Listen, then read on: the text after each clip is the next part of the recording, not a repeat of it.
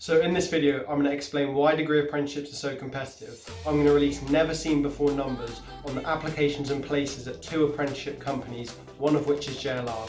And then I'm going to explain why 2024 might be the last year for getting a degree apprenticeship and the 3 things we can learn from all of this.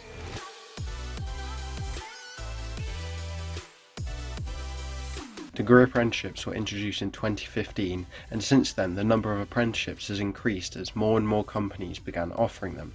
So you can think of that as the supply of degree apprenticeships increasing. However, at the same time, more and more people have found out about degree apprenticeships, as you can see from this Google Trends graph. You can think of this as the demand for degree apprenticeships increasing.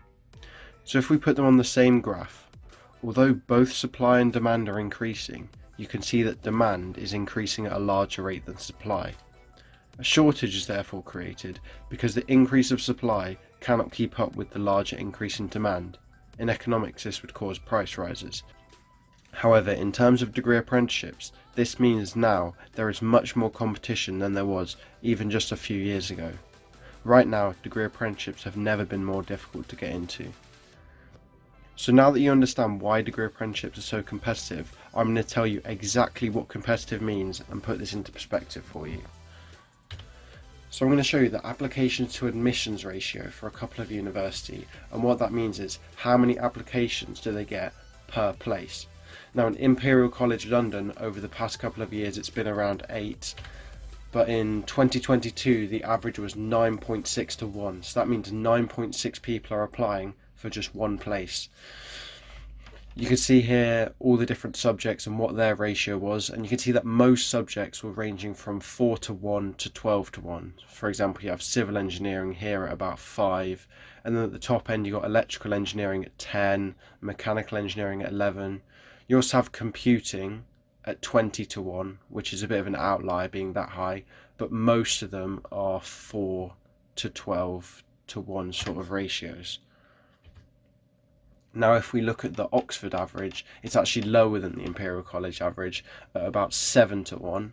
And here you can see a list of the courses that have the highest number of applicants per place. Again, you have computing very high at 20, economics very high at 19, but overall most of them are in the low teens or in single figures, with the average being 7 to 1.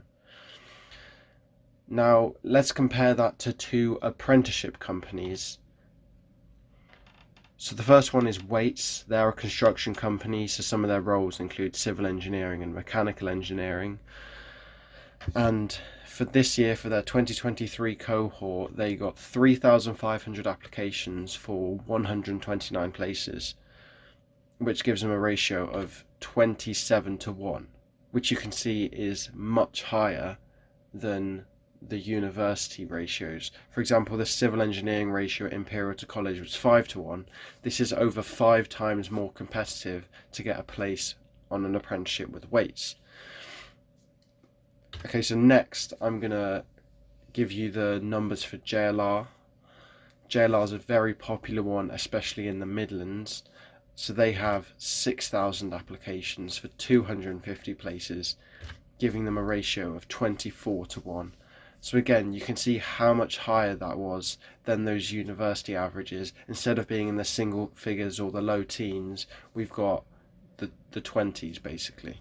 So for comparison, I've put this table together just so you can directly see that the averages here single figures, the averages here over 20, which just shows how much more competitive these apprenticeships are. Now here's where I want to explain why 2024 might be the last year for getting a degree apprenticeship, and it's all to do with UCAS and the changes that are going to happen to the system. So first of all, from this year 2023, UCAS is expanding their service so that all apprenticeships get advertised on UCAS and they get pushed to people on UCAS. And what that means is more people are going to start finding out about degree apprenticeships, which is going to increase demand and therefore increase competition and make it harder. So already in 2023 it's going to be a bit harder than previous years due to the increased advertising of apprenticeships that will happen at UCAS.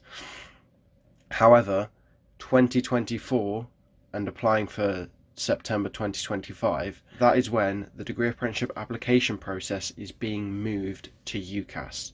So at the moment, all the application processes are based on each company's website. They're each different processes. You have to apply for each one, do different interviews, different assessment centres, different applications, which means it's a very time consuming and arduous process. Now that they're putting this all onto UCAS, it's basically making it more accessible and easier to do for the average person, because it's a much simpler process. At the moment, a lot of people, even if they know about degree apprenticeships, don't want to put the effort in to apply to them, because it is a lot of effort and a lot of time going through all the process. However, from 2024 and applying for September 2025, it's all going to be on UCAS in one simple process, which basically means loads more people are going to do it, because it's going to be so much easier. It might even be as easy as a university application. So realistically, applying for September 2025, there is going to be massive competition for that. And this is why 2024 might be the last year for applying for a degree apprenticeship before apprenticeships go mainstream, basically, and everybody starts applying for them rather than a small minority.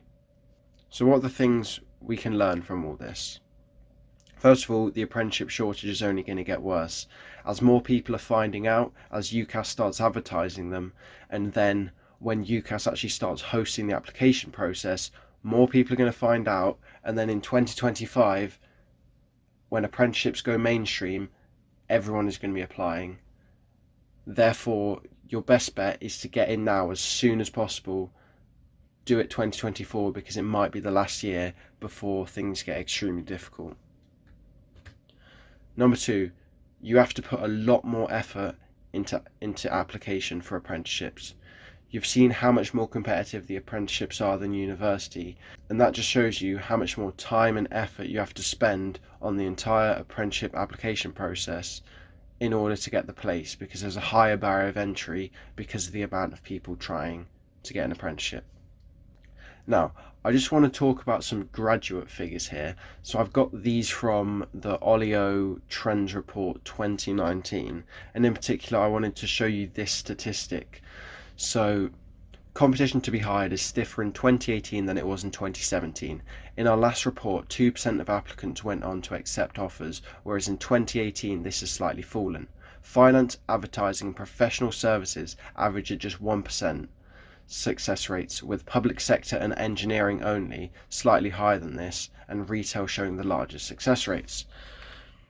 So to summarize this figures, it's basically saying in 2017 for graduate programs, this is what this is all about, graduate programs applying after your degree at university, in 2017 it was 50-1 applications to places.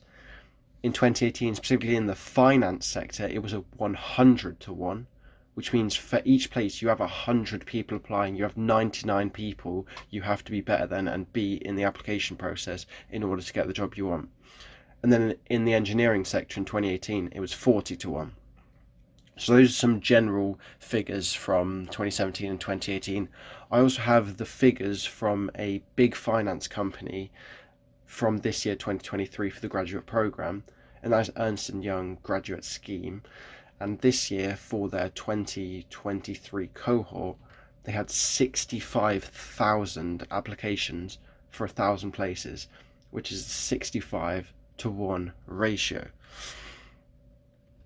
And if I just bring up this table again and put everything there, you can again see the levels we're talking about with this.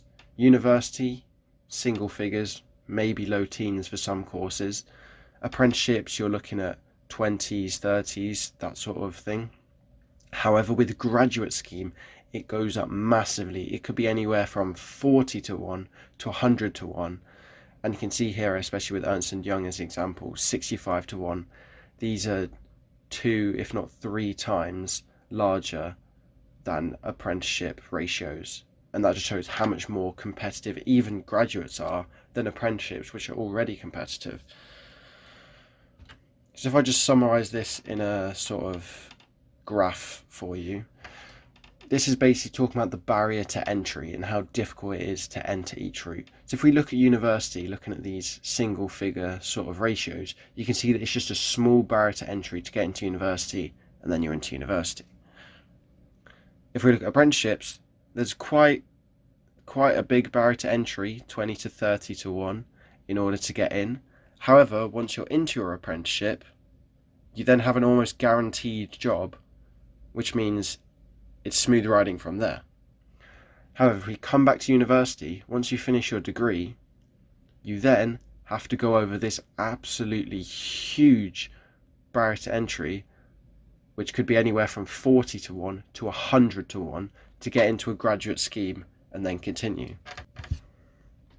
So the thing to take away from this is, although apprenticeships are more effort now, you're going to reap the rewards later with that guaranteed job, because you don't have to fight to get into those massively competitive graduate schemes such as Ernst & Young.